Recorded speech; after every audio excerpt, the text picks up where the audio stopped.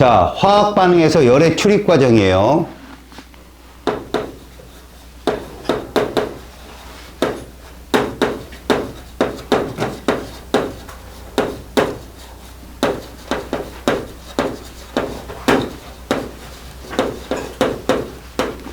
이 과정이 굉장히 복잡한 계산 과정이 들어가 있고요.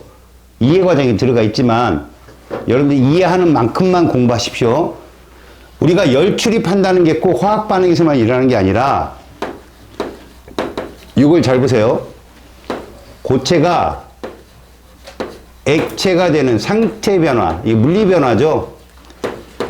기체가 되는 상태 변화. 우리는 이런 말을 씁니다. 에너지 준위 차원 상황에서 누가 제일 에너지가 높아요? 기체가 제일 에너지가 높고, 또 물리학을 조금 한 친구들 보면 얘들 운동이 가장 활발합니다. 이걸 여러분들 비문학에서 뭐라고 얘기하느냐? 이렇게 얘기해요.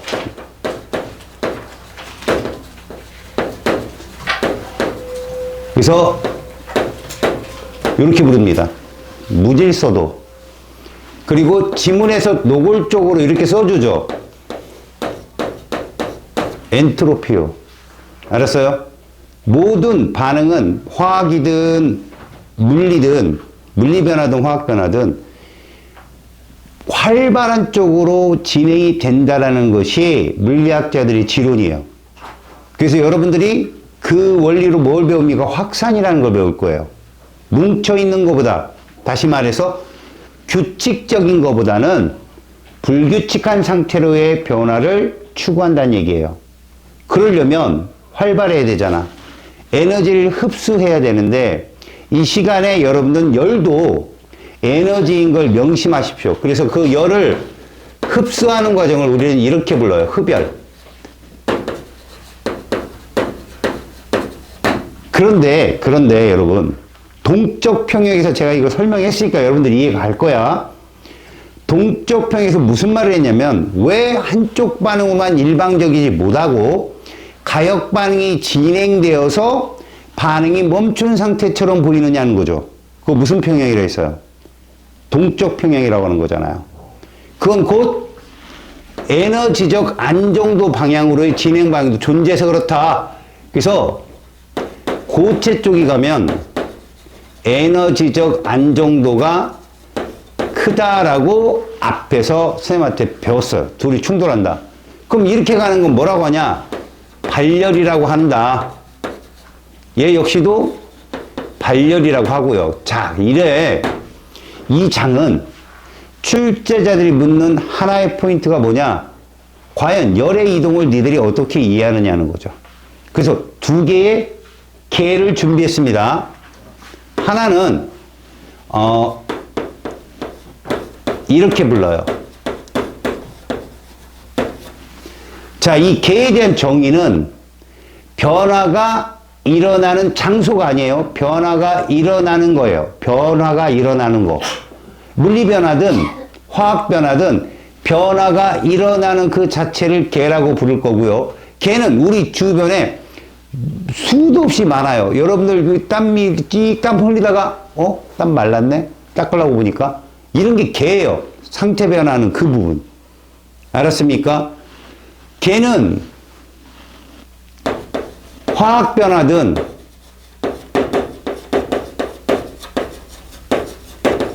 물리 변화든 현상이라고 보시면 돼요. 현상. 우리가 만약에 그 개 안에 손가락을 놓는다? 방법은 딱 하나요. 불로 지지는 거예요. 탈 때까지. 아니면 우리가 만약에 그 개의 온도를 재고 싶다? 그럼 온도계를 그 안에 넣는 거죠. 화학 변화시키는 거예요. 못 재요, 못 재. 이거하고 누구를 잡아야 되냐? 얘를 잡으셔야 됩니다. 주위. 서라운드예요, 서라운드. 주위. 여기에 바로 우리가 있는 겁니다.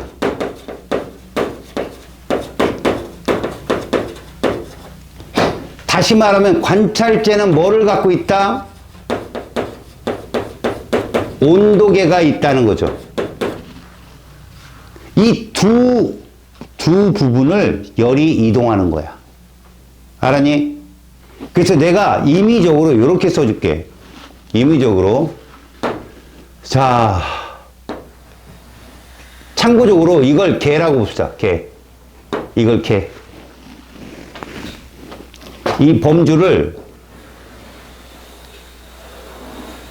개라고 봐요. 여기는 반응물이 이렇게 생성물로 가고 있는 화학 변화가 일어나고 물리 변화가 일어나는 거예요. 여기 장소가. 장소란 말 쓰기도 그래요. 이게 개입니다. 근데 이렇게 상태 변화하거나 화학 변화하면서 발생하는 거죠. 누가? 이렇게 빠져나온다는 거죠. 누가? 열이요. 이게 누구라고요? 바로 열입니다. 열. 이렇게 되는 반응을 우리는 이렇게 불러요. 발열 반응이다. 발열 반응이 일어나면 여기가 주위가 되겠죠. 주위. 주위에서 우리가 들고 있는 온도계 눈금이 어떻게 될까요?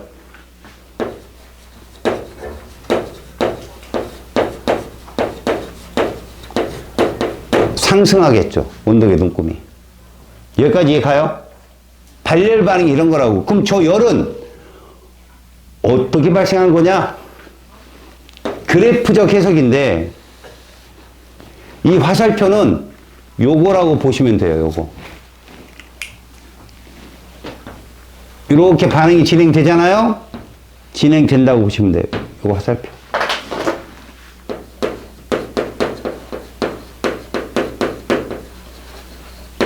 가로축은 시간도 아니고 그냥 진행 방향이야.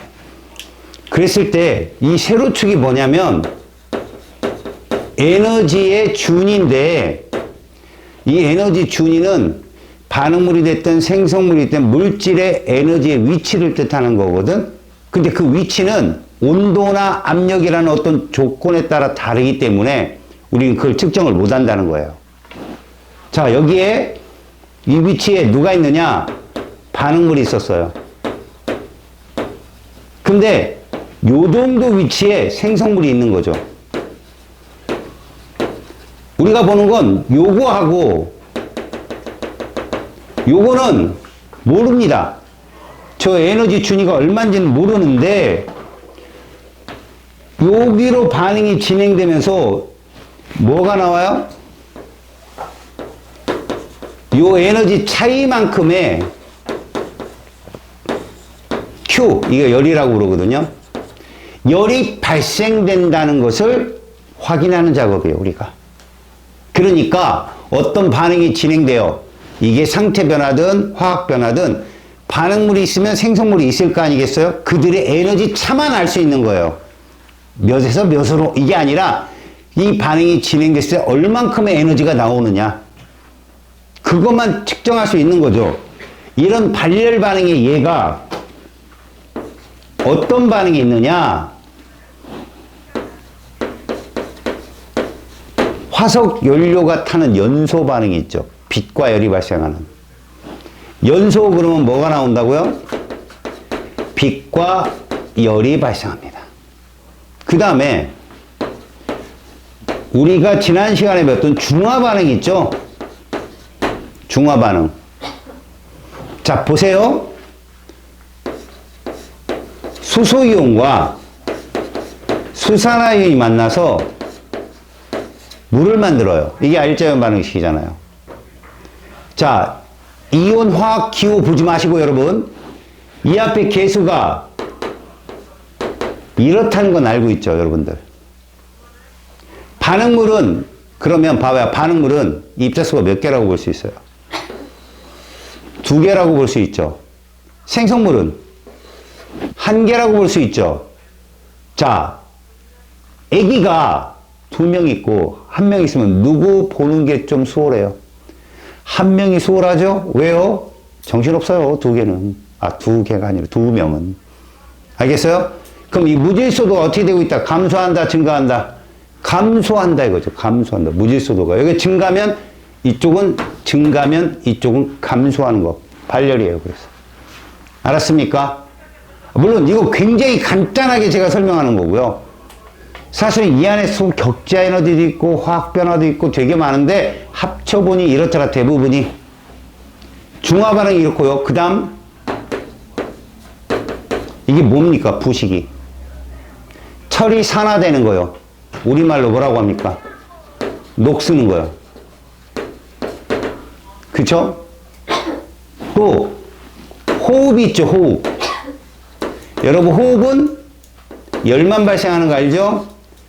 자 보세요. 부식도 열이 생기고요. 호흡도 열이 생기는데 연소는 빛과 열이 생긴다고요? 이들의 차이는 뭐냐고요? 속도 차이예요. 속도가 열나 빠르면 빛까지 나와요. 열나 느리면 열만 발생한다. 여튼 얘들은 다 뭐다? 발열 반응이다 라는 얘기죠. 그 다음 봐요. 이런 거는 외워놓으셔야 되는 거죠. 이거 뭐라고 부릅니까? 생석회 혹은 산화칼슘이라고 불러요. CaO. 얘가 물과 만나면 발열이에요. 왜 제가 저걸 외우라고 할까요? 여러분 대부분 들어봐요. 염화나트륨 설탕 덩어리죠. 얘를 물에 녹여봐요. 무질서도 증가해요, 감소해요? 증가하죠. 녹으니까. 이해 가요? 입자로. 그러면 흡열이에요. 무질서도 증가니까. 맞잖아요. 그래서 염화나트륨을 물에 녹이거나 설탕을 물에 녹이면 여러분들은 느끼지 못하지만 온도가 좀 떨어져요. 그래서 그런 애들은 오히려 가열해지면 더 잘 녹아요. 뜨거운 물에 더 잘 녹는다고요. 반대로 이것도 보세요. 기체 있어요. 기체. 기체를 물에 녹이면 무질서도가 어떻게 될까요? 감소하겠죠. 아, 이렇게 활발했던 애가 물에 들어가면 얼마나 답답하겠어. 감소하겠죠? 그거 발열이에요. 그래서 기체를 물에 녹이려면 온도를 낮춰야 돼요. 기체 녹인 물, 니들 뭐 마시고 있어요? CO2 물에 녹인 물. 탄산음료 먹고 있잖아요. 그거 어디다 보관해요? 냉장고에 보관하잖아요, 여러분들. 이해 갔어요? 무슨 말인지?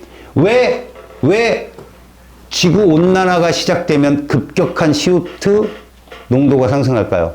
인간들이 막 올라갈 때 막 더, 불때불때 하나? 아니에요. 대부분은 물에 많이 녹아있어요, CO2가, 바다에. 근데 수온이 올라가면 어떻게 될까요? 떨어져요, 용해도가. 그래서 다 빠져나와요. 이해 갔죠? 그런데 왜 제가 산화칼슘 얘기를 하냐면, 봐요. 어떤 것들이 물에 녹는다는 건, 지들끼리 떨어지는 격자 에너지도 필요하고요. 흡열을 해서 떨어져야 돼, 그것조차도. 근데 그것들이 물속에 들어가면 또 물 분자가 달라붙어요. 수화할 때. 그때 또 열이 또 발생해요. 근데 총체적 단계를 합쳐보니 흡열이다라는 얘기예요. 그러면 얘는 뭐냐? 그 총체적 계산 중에 발열의 포인트를 잡는 거죠. 이건 뭐 때문에 그러냐? 니들이 이미 고등학교 2학년이고 앞서 그냥 어선풀에 배웠기 때문에 이게 통하는데 산화칼슘은 염기성입니다, 여러분. 산화칼슘, 금속산화물이 염기성이거든요. 그래서 물에 들어가면 뭐 되느냐? 석회소 돼요. 산화칼슘 뭐라고요? 만나죠? 석회소예요. 수산화칼슘 수용해. 열 엄청 나와요. 얘 녹일 때 조심하셔야 됩니다. 그래서 여러분 발열팩이라고 이런 데 이렇게 하는 거 말고 여기도 하긴 하는데 가끔 그 음식 있죠, 음식. 음식물을 이렇게 탁 스위치 틀면 음식이 확 재워지는 게 얘예요. 알았습니까? 물하고 만나면 열이 확 발생해서 음식이 딱 익어요. 이제 군대를 가면 식량, 비상식량 그런 거 먹을 때 이거 많이 써요. 탁 틀면 걔가 확 퍼지면서 열이 생겨서 음식이 따뜻하게 조리가 돼요. 아셨습니까? 왜 그럴까요? 염기성인데 여러분 물속에 아주 미량이나마 뭐가 존재해요? 수소이온과 수산화이온 존재하는 거 알죠? 그 KW, 이용급상수. 기억나요? 둘의 곱이 10의 14승. 얘가 수소이온과 반응해서 중화 반응도 해요. 들어가서. 열이 생긴다고요. 걔 때문에 열이 생기는 건 아니에요. 전체의 에너지를 합을 했더니 발열이다. 외우시라고요. 또 하나. 여러분 염화칼슘 알아요? 지금 춥죠? 좀 있으면 첫눈 내린대요. 도로에 눈 쌓이면 뭐 뿌려요? 제설제 뿌려요. 제설제. 다시 말해서 염화칼슘의 특징이 또 그래요. 열을 많이 발산해요. 그래서 염화칼슘이 도로에 뿌려지면 눈을 녹이고요. 녹아서 그 용액 속에 들어가겠죠, 걔가? 그럼 그 용액이 농도가 진해지겠죠? 안 얼어요. 진해져서. 대신 단점은 차가 지나가면 그 차 밑에 있는 축 같은 데 묻겠죠. 부식이 가속돼요. 그래서 얼른 세차를 해야 됩니다만. 알았습니까? 그런 거죠. 지금 내가 말한 게 대부분 많이 나오는 거고. 알았어요? 진짜는 시험에 얘가 제일 많이 나와요. 잘 보세요. 이렇게 뭐가 있다? 개가 있는데 반응물이 이렇게 생성물로 가겠죠. 그런데 어떤 반응은 주위에 있는 열이 이렇게 들어가더라는 거죠. 개로 들어가더라는 거예요. 그럼 이걸 뭐라고 하냐? 흡열 반응이라고 얘기해요. 당연히 온도계의 눈금이 어떻게 되겠습니까? 떨어지겠죠. 그럼 얘는 우리가 알 수 없는 에너지준이 그리고 반응의 진행 방향을 잡았을 때 반응의 진행 방향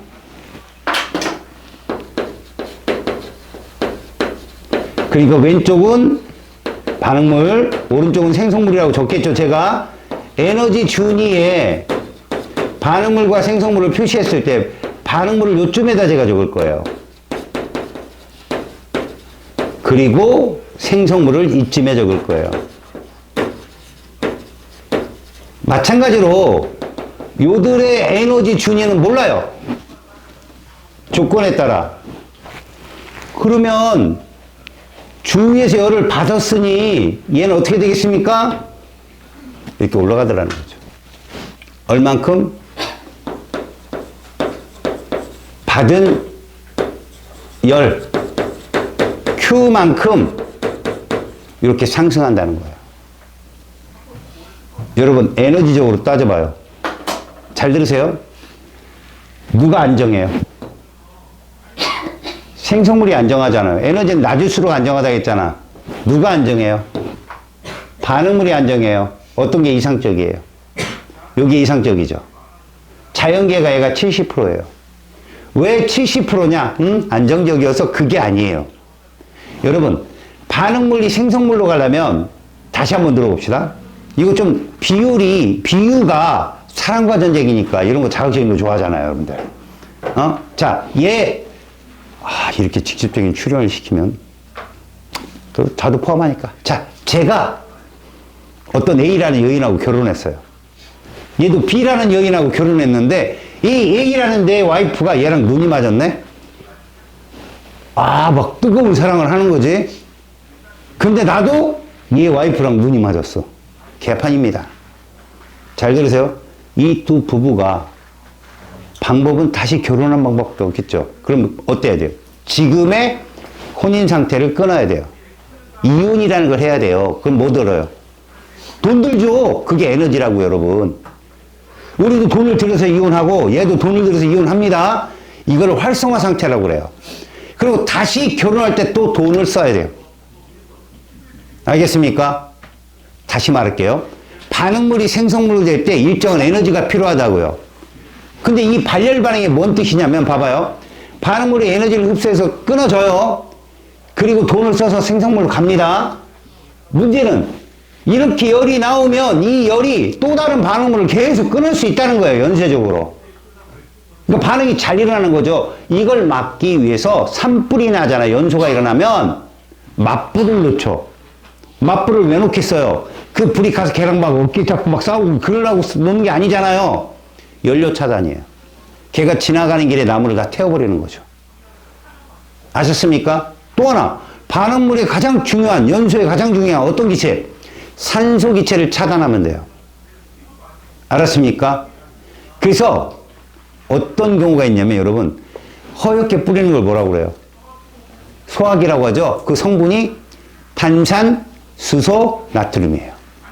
너네 집에 있는 거 뭡니까? 소다예요. 베이킹 파우더. 걔를 훅 뿌리면 걔가 열을 흡수해요. 발화점 이상의 온도를 낮춘다는 거예요. 열을 흡수하고 걔가 생성물로 뭐를 내보내냐? CO2를 내보내요. CO2. 근데 CO2가 O2보다 무거워요. 그래서 그 불이 난 그 시료 위에 쌓여요. CO2가. 그럼 O2가 못 접근하죠. 불이 꺼져요. 뭔 말인지 알겠어요? 이게 흡열이에요. 그래서 얘가 뭐가 있느냐?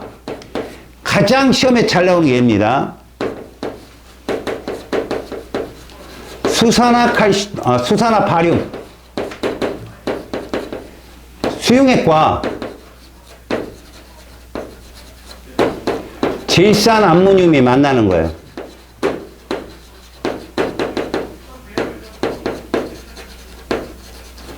둘이 만나면 흡열이에요. 이거 시험에 정말 많이 나오고요. 내신에도 정말 많이 나왔고요. 그 다음에 탄산수소 나트륨에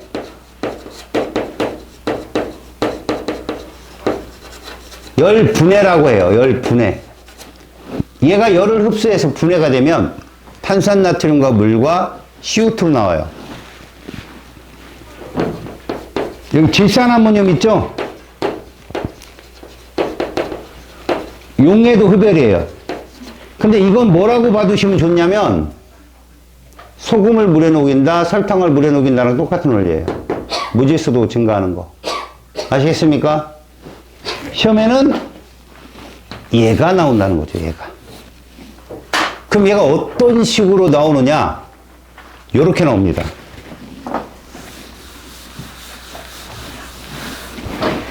자, 실험 장치를 놔요, 이렇게. 삼각 플라스틱을 놓고 여기다가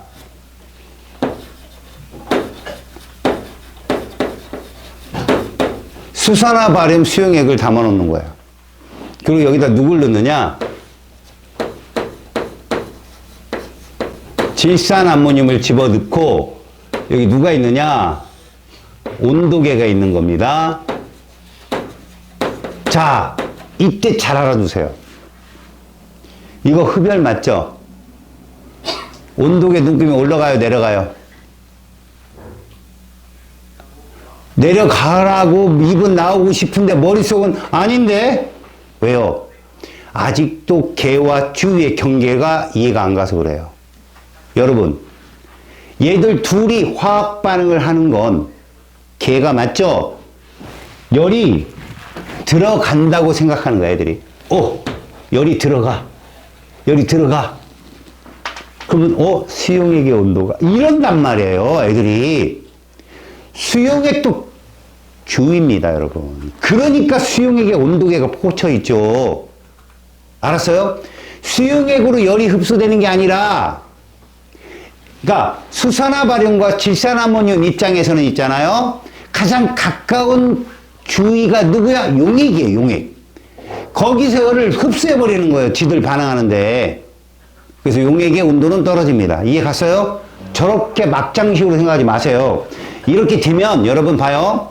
여기에 나무판을 놓거든요.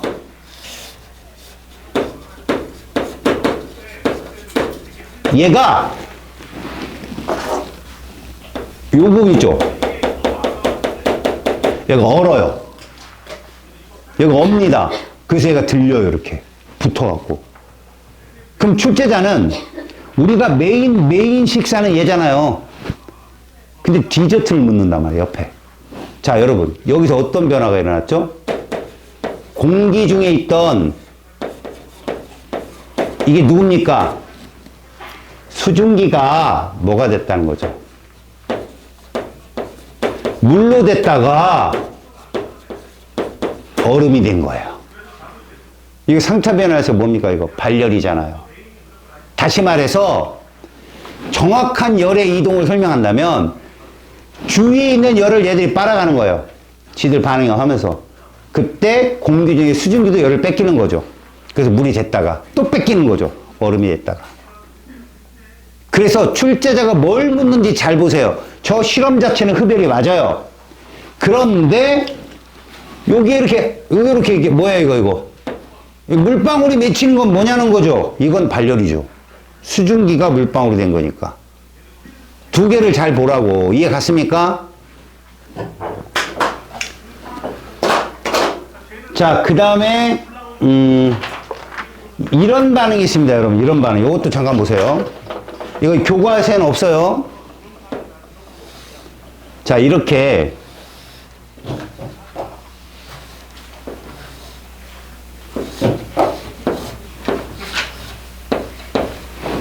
잘 봅니다. 여기다 누굴 놓냐면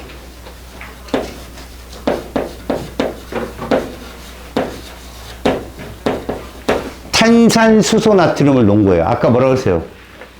탄산수소 나트륨의 열분해라겠죠? 여기에다가 열을 가해주는 거죠, 이렇게. 열을 가해줍니다.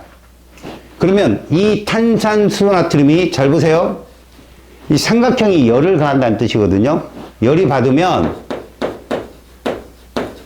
하얀색 탄산 나트륨이 남고 물이 생기면서 CO2가 발생해요. 물은 이렇게 기울기 한 게 그거예요. 물이 이렇게 흘러요. 이쪽으로 이렇게. 물이 흐릅니다. 이렇게 물이 흘러요. 알았어요? 물이 고이면 얘가 끓어서 이 유리가 깨질 수가 있어요. 그래서 이렇게 기울인 거예요. 아셨어요? 그리고 결정적으로 여기서 무슨 기체가 일로 들어간다? CO2 기체가 일로 들어가요. 요게 누구냐고요? 요게 얘입니다. 요게 누구예요? 석회수요. 수산화칼슘 수용액이요. 이해 가요, 여러분? 수산화칼슘 수용액, 이거 배웠잖아요. 산화칼슘 물에 녹이네. 그죠? 얘가 여기 들어가면 어떤 일이 일어나냐고? 요 일이 일어난다. 봐라. 수산화칼슘 수용액이 이산화탄소 기체랑 만나잖아? 얘를 만들고 얘가 생겨. 우리는 이걸 뭐라고 부르냐? 앙금. 그래서 석회수가 뿌옇게 흐리면 CO2가 있다라고 얘기하죠. 여기서 질문합니다. 아직까지 나온 적은 없습니다. 지금 CO2가 여기 들어서 뿌옇게 흐려지는 건 온도계 눈금 딱 집어넣으면 이 온도계 눈금 올라갈까요? 내려갈까요? CO2 기체가 물에 들어갑니다. 석회수랑 만나서 앙금을 만들어요. 온도계 눈금이 올라갈까요? 내려갈까요? 왜요? 그렇겠죠. 반응을 하는데. 여러분, 이거 중화 반응입니다. 이거. 중화 반응이라. 아까 니네 이 얘기했지. 이거 무슨 산화물이냐? 금속 산화물은 물에 들어가면 염기성 내지. 비금속 산화물 CO2는 물에 들어가면 산성된다. CO2 물에 들어가면 무슨 산 되겠냐? 아까 음료수. 탄산 되는 거야, 탄산. 그럼 수산화칼슘 염기지? 탄산, 산이지? 무슨 반응이 일어나?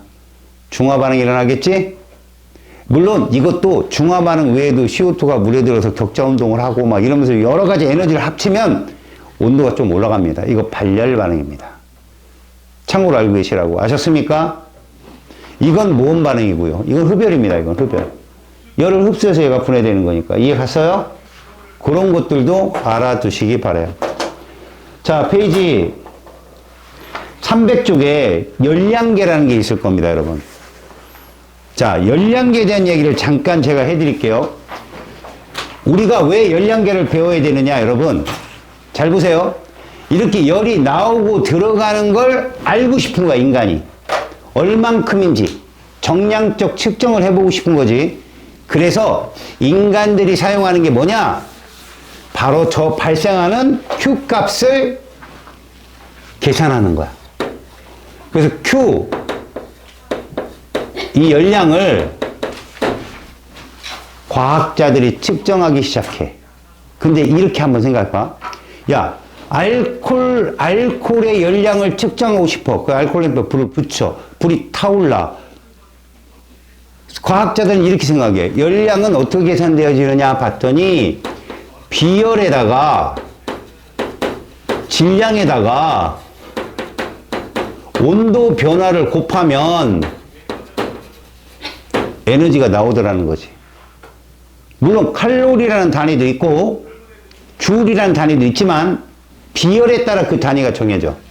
이게 비열이 줄파 그램 도시거든. 질량은 그램이고 온도 변화 도시니까 곱하면 뭐 나오니?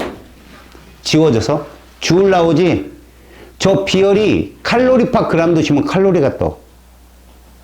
그러니까 여러분들은 비열이 칼로리면 어떻게 해요? 이런 말 하지만 안 나오니까. 비열은 주울파 그람 도시로 나오고, 니들 말대로 알코올 램프에 있는, 생각해봐. 이렇게 알코올 램프에 있는 알코올에, 요 알코올, 에탄올에 열량을 측정하고 싶어. 불이 붙었어, 여기. 열량을 측정하고 싶어. 그러면 에탄올의 비열 문서에서 찾고, 질량, 연소되기 전, 연소된 후 찾고, 이제 뭐 측정해야 돼? 이거 측정해야 되거든? 이걸 어떻게 측정할 거냐는 거지. 이 온도계를 불꽃에 넣을 거야? 온도계 주위에 있는 온도계를 개에 집어넣을 거야? 안 된다는 거야. 그래서 인간들이 선택한 게 뭐냐? 간접적인 방법이야. 우리 주변에 널려 있고 가장 비열이 그래도 큰 물을 이용하는 거야. 이렇게. 여기다 물을 담으면 물. 그러면 이 실험의 가장 큰 조건이 뭘까? 얘가 발생한 누가 열이 100% 이동한다는 가정이 필요한 거야. 그래야 봐라. 물이 얻은 열량이 누구랑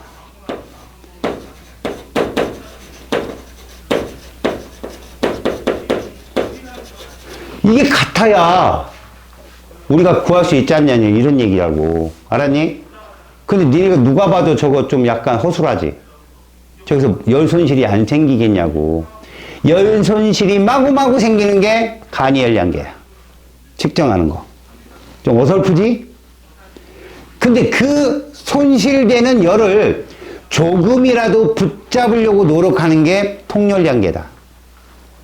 그러니까 통열량계가 완벽한 열량계는 아니지만 우리가 흔히 쓰는 간이 열량계보다는 좀 더 정확하게 측정할 수 있다는 얘기야. 그러면 일단 우리가 왜 Q값을 측정하고 Q는 어떤 원리로 측정하는지는 이미 배웠어. 뭐를 이용한다? 가장 중요한 말이 뭐니? 간접적 열 측정이라는 거야. 누구를 이용해서? 열량계를 이용해서. 그게 바로 간이 열량계와 통열량계가 있다. 그럼 어떻게 측정하느냐? 저기서 썼듯이 열량이라고 하는 것은 이런 식으로 곱하기 하면 측정할 수 있다라고 해. 그러나 정확한 이론을 알아야지. 비열이 뭐냐 이거야, 비열이. 비열은 스몰 c로 얘기하거든. 물질 1g을 1도씨 높이는데 필요한 열을 비열이라고 그래. 단위는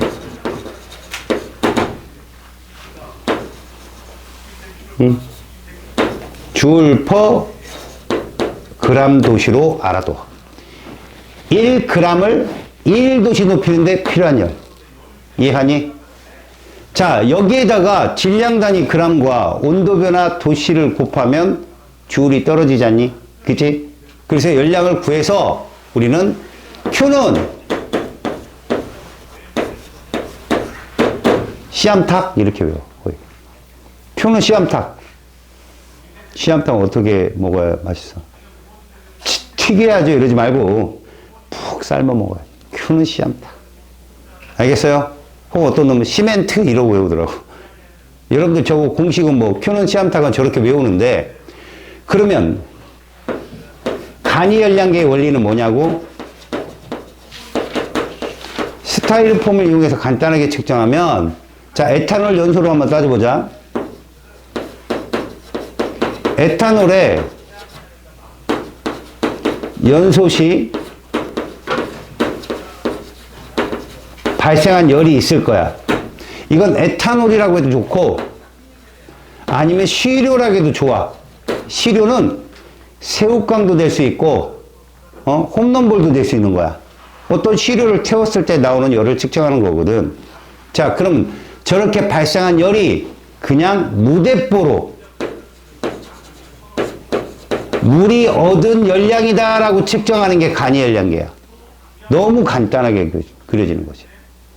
그러니까 얘를 구하면, 물이 얻은 열량을 구하면 결국 봐봐. 얘가 몇 그램당 얼만큼의 열이 나오느냐라고 묻는단 말이야, 출제자가. 생각해봐라. 에탄올의 처음 질량이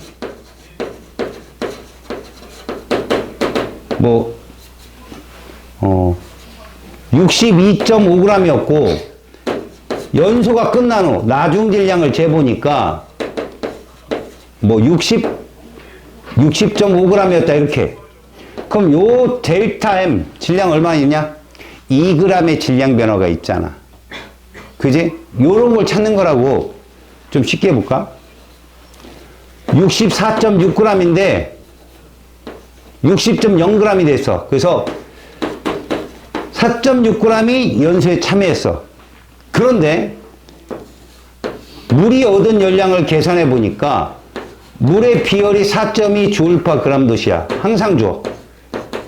얘 질량이 100g이고 얘 온도 변화가 한 2도씨? 이렇게 나왔어. 온도 변화가. 처음 온도하고 나중 온도 차이가 2도씨 나왔어. 그럼 이것이 바로 얘가 발생한 열을 얘가 흡수했다는 계산법인데, 그럼 출제자가 이렇게 물어본다고. 얘는 도대체 이렇게 물어. 이게 뭔 뜻일까? 요걸 그대로 해석해. 에탄올 1g당 몇 줄이냐고. 에탄올 1g당 몇 줄의 열이 발생하냐고 계산하는 거야. 그럼 어떻게 계산하면 돼? 요거 그대로 쓰면 돼. 4.2 J/g도시. 그 다음에 100g. 그 다음에 2도시를 이렇게 나누면 돼. 이거 나누면 이게 답이야. 그런데 이게 아니라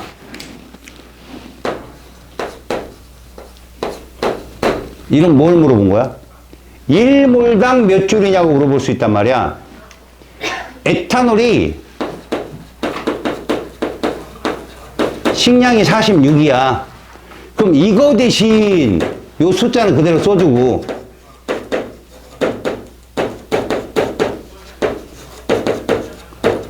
여기다가 0.1몰을 대입하면 돼. 그럼 계산이 떨어지는 거야. 알았냐? 질량을 뭘로 바꾸면 되는 거니까.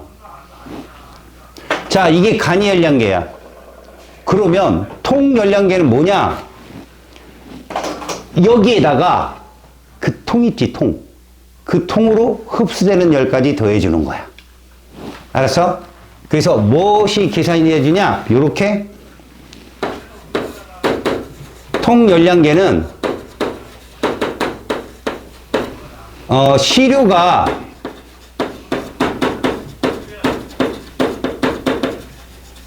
발생한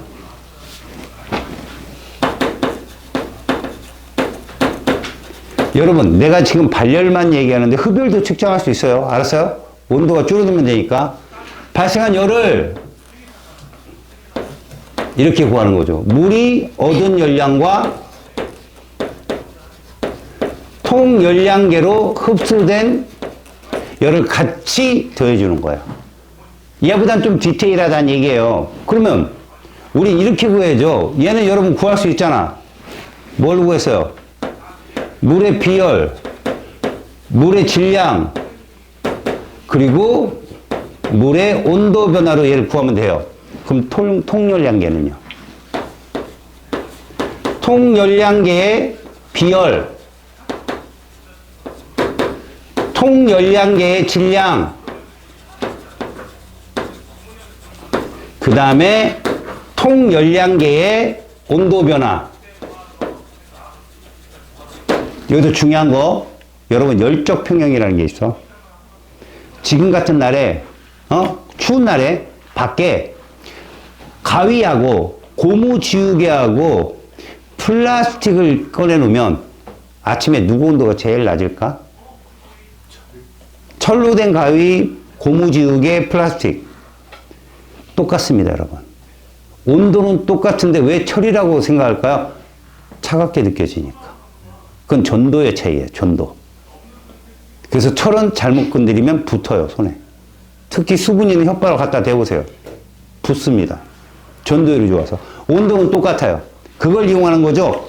그러니까 무슨 얘기냐면 여러분, 이 통열량계의 온도와 이 온도는 같다고 보는 거예요. 같다고. 알았어요? 물의 온도 변화는 통열량계의 온도 변화가 같다.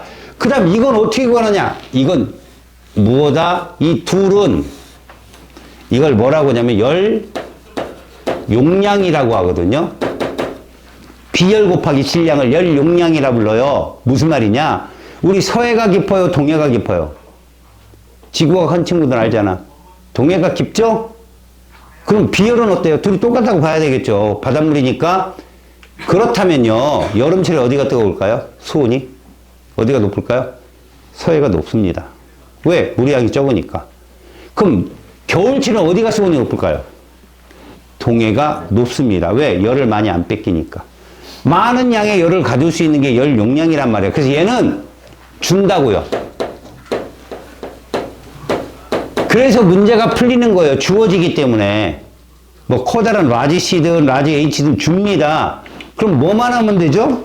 통열량계 이 열량은 열 용량 곱하기 온도 변화만 물의 온도 변화만 곱해주면 알았습니까? 여러분들이 원하는 답을 얻어낼 수 있습니다. 실제로 여기까지 학교에서 가르쳐 줄지는 의문이지만 여러분 여기까지 가르쳐 줄지는 의문이지만 혹여나 학교 수업 시간에 이 온도 변화나 이런 문제들 막 수업을 한다. 나한테 문자를 딱 보내세요.